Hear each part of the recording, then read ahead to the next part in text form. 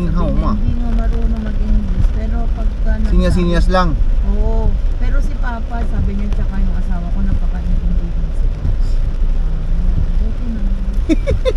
Magaling si Kaboy mag ano eh.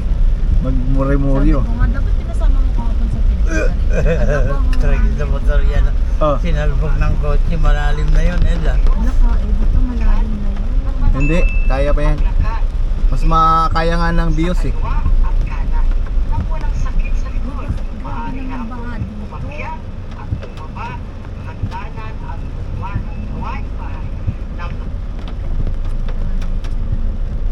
Dito lang yan. Malalim talaga to. This is kaya nga ng puso.